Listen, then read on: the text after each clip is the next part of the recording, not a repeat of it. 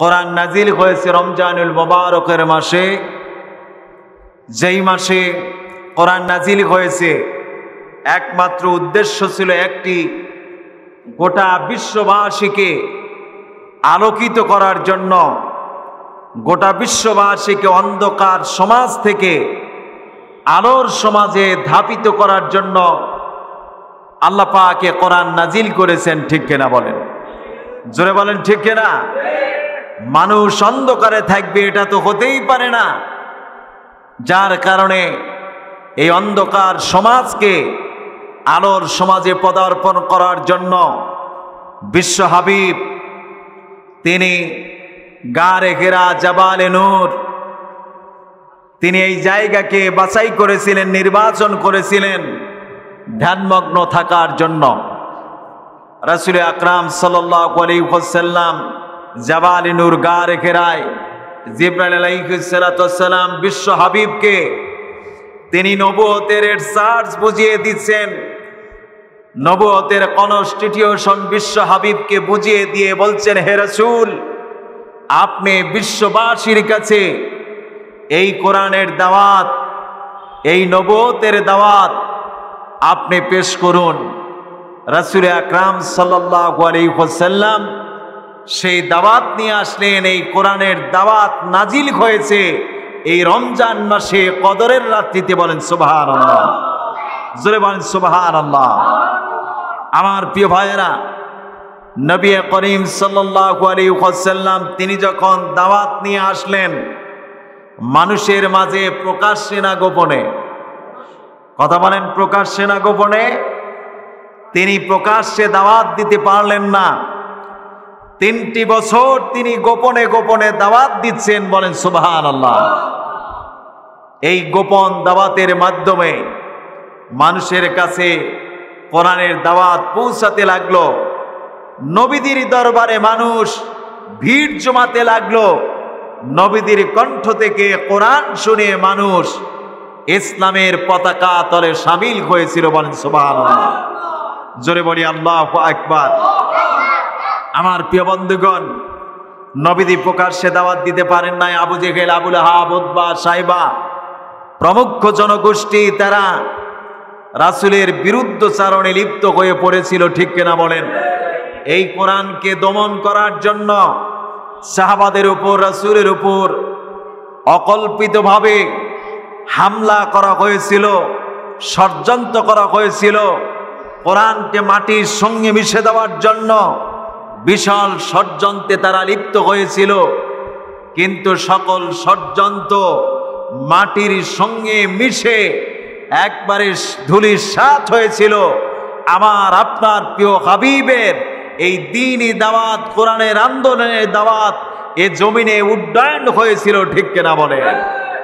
আমার প্রিয় ভাইয়েরা, যারা বিরোধিতা করেছিল আবু জেহেলের গোষ্ঠীরা, তারাই কিন্তু এক সময় বিশ্ব হাবিবকে সবচাইতে বেশি ভালোবেসেছিল। ঠিক কিনা বলে? নবীদের বয়স তখন কত বছর? নবীদের বয়স যখন 10 বছর, এই 10 বছর বয়সে নবীদের ভদ্রতা, শিষ্টাচার, নৈতিকতা, পরিমার্জিত আমানতদার সব কিছু দেখে তারা এত প্লিজড হয়ে পড়েছিল, যার কারণে আবু জেহেল একদিন মুহাম্মদ সাল্লাল্লাহু আলাইহি সাল্লামকে কাছে ডেকে আপন করে মাথায় হাত বুলাইয়া বলেছিল, মুহাম্মদ, তুমি এই পৃথিবীর একজন আদর্শ সন্তান। বলেন সুবহানাল্লাহ, জোরে বলি আল্লাহু আকবার। আদর্শ সন্তান বলেছিল কারা? আবু জেহেলের গোষ্ঠীরা। শুধু আদর্শ সন্তানই বলেন নাই, আমার আপনার প্রিয় নবীদিকে তারা আল আমিন খেতাব দিয়েছিল। বলেন সুবহানাল্লাহ, জোরে বলেন আল্লাহু আকবার। আমার বন্ধুগণ, এই আল আমিন খেতাব নবীদের কত বছর বয়সে দেওয়া হলো? 10 বছর বয়সে। আল আমিন খেতাব কত বছর পর্যন্ত ছিল? কথা বলেন কত বছর? 40 বছর পর্যন্ত নবীদিকে আল আমিন খেতাবে তারা ভূষিত করেছিল। এই 40 বছর পরে যখন কোরআন নাজিল হলো, নবীদি যখন কোরআনের দাওয়াত নিয়ে আসলেন, আমার নবীদের অপরাধ হলো একটাই, কোরআনের দাওয়াত। এই দাওয়াতের কারণে আবু জেহেলের গোষ্ঠীরা মুহাম্মদ সাল্লাল্লাহু আলাইহি ওয়াসাল্লামের কাছ থেকে আলামিন খেতাব তারা কেড়ে নিয়ে মুহাম্মদ সাল্লাল্লাহু আলাইহি ওয়াসাল্লামকে বলছে মুহাম্মদ জাদুকর, মুহাম্মদ গণক, মুহাম্মদ পাগল, মুহাম্মদ লেজকাটা, মুহাম্মদ বাকপটু, এইভাবে অসংখ্য মিথ্যা তহমত দিয়ে আমার আপনার প্রিয় হাবিবের তারা আলামিন খেতাবকে তারা কেড়ে নিয়েছিল। ঠিক কিনা বলেন? জোরে বলেন ঠিক কিনা? ওরা আমার নবীদিকে পাগল বলে। আমার বন্ধুগণ, আবু জেহেল একদিন মুহাম্মদ সাল্লাল্লাহু আলাইহি ওয়াসাল্লামকে পূর্ণিমা চন্দ্র রাত্রিতে তার গোষ্ঠী সহ নবীদের দরবারে হাজির হয়ে বলছে, মুহাম্মদ তুমি একটু ঘর থেকে বের হয়ে আসো। আমার নবীদি যখন বের হয়ে আসলেন, আবু জেহেল বলছে, মুহাম্মদ সত্যই যদি তুমি সত্যি নবী হয়ে থাকো তাহলে আকাশের চন্দ্র দ্বিখণ্ডিত করে দেখাও। মুহাম্মদ সাল্লাল্লাহু আলাইহি ওয়াসাল্লাম আবু জেহেলকে বলছে, চাচাজি তাহলে কি ঈমান আনবে? বলছে, হ্যাঁ ঈমান আনবো। আমার নবীদি শাহাদতি আঙ্গুলি দিয়ে চন্দ্রের দিকে ইশারা করলেন। শাতির শাজারু নাতাকাল হাজারু শাক্কাল কামারু বিইশারাতিহি। বলেন আল্লাহু আকবার। জোরে বলেন আল্লাহু আকবার। আমার বন্ধুগণ, বিশ্ব হাবিব যখন একবার শাহাদতি আঙ্গুলি দিয়ে চন্দ্রকে ইশারা করলেন, সঙ্গে সঙ্গে চন্দ্র দ্বিখণ্ডিত হয়ে যায়। বলেন সুবহানাল্লাহ। জোরে বলেন আল্লাহু আকবার। আবু জেহেলের গোষ্ঠীরা দেখতে পারলো চন্দ্র দ্বিখণ্ডিত হয়েছে। আবু জেহেল তখন সাথীদেরকে ডেকে বলছো, সাথীরা দেখো মুহাম্মদ কত বড় জাদুকর। এই মুহাম্মদ আমাদেরকে চক্ষু ধাঁধা লেগিয়েছে। এই পৃথিবীর কোন মানুষের কি সম্ভব চন্দ্র দ্বিখণ্ডিত করতে পারে? আবার বন্ধুগণ, আবু জেহেলের গোষ্ঠীরা মুহাম্মদ সাল্লাল্লাহু আলাইহি ওয়াসাল্লামকে পাগল বলল। আমার আল্লাহু সুবহানাহু ওয়া তাআলা বিশ্ব হাবিবকে বললেন, নবীজি আপনি মনক্ষুণ্ণ হবেন না। ওরা আপনাকে পাগল বলে, কিন্তু আপনি তো পাগল না। আপনাকে সারে জাহানের জন্য প্রেরণ করেছি। ওয়ামা আরসালনাকা ইল্লা রাহমাতাল লিল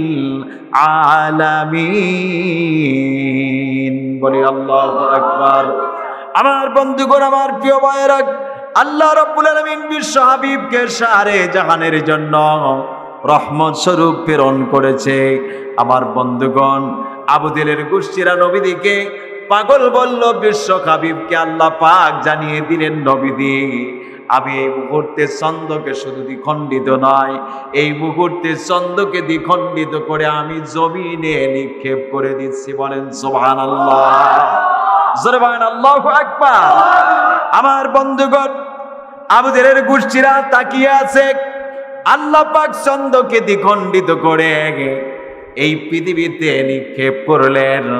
একটি অংশ কাইকাইন পাহাড়ের উপর নিক্ষেপ করলেন, আর একটি অংশ আবু কুবাইস নামক পাহাড়ে নিক্ষেপ করলেন। বলেন সুবহানাল্লাহ। জোরে বলেন আল্লাহু আকবার। আমার বন্ধুগণ, এত বড় বিশাল মুজিজা দেখার পরেও কিন্তু আবু জেহেলের গোষ্ঠীদের নসিবে ঈমান জোটে নাই। ঠিক কিনা বলেন? জোরে বলেন ঠিক কিনা?